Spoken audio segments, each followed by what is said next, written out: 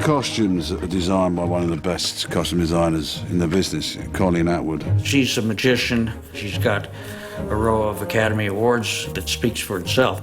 I've worked with Colleen many, many times, and she's as important as anybody. Costumes are another character in the movie. When I first talked to Tim about Sweeney Todd, he said he wanted to create a world that felt mid-Victorian without making it too precious.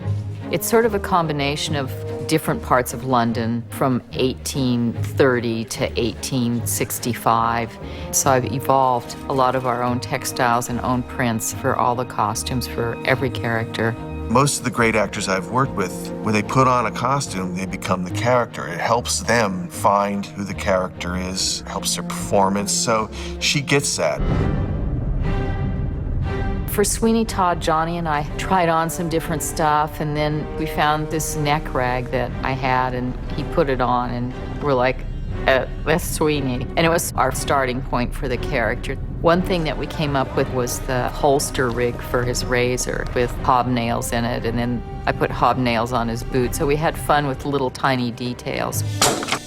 Come in. Nothing to be afraid of, love. I love all my outfits. I mean, frankly, I just live in them all the time. Mrs. Lovett comes to the table with a lot of ideas because she is Mrs. Lovett. Her costumes ultimately became quite ornate, so it was fun to evolve with sort of this madcap character.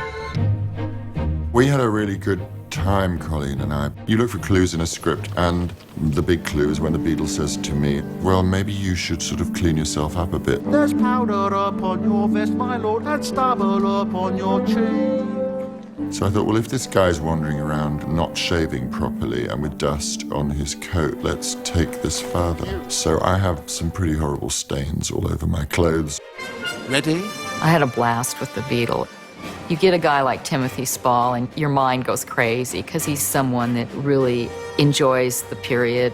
The hat shape was my initial take on the character, and I always saw him in a little waisted coat. This coat is a sort of rah-rah leather frock coat that could also be like the skin of an iguana. It's all rather stylish and pretty and rather worrying. Frighten some children, you know. Ferrelli took a whole spectrum of evolution. We thought he should have a corset, be sort of a rooster, which is where we ended up with Sasha, who was an amazing collaborator. We made him a cape for his entrance, and then he needed a cape for when he goes out about town. Signora, is Mr. Todd at home? Line is tried upstairs. He's got the brightest costume in the movie. Mr. Todd. For his one costume, I say you've had more fittings than Mrs. Lovett. You see these looks and there's a wonderful sense of the time. It's choice and textured, individual. What I love the most about making movies is that you're always learning new things, especially with Tim. It's always fun because it is a work of art. He's a director that appreciates the texture and the nuances of costume. That's a real treat for a costume designer to work with.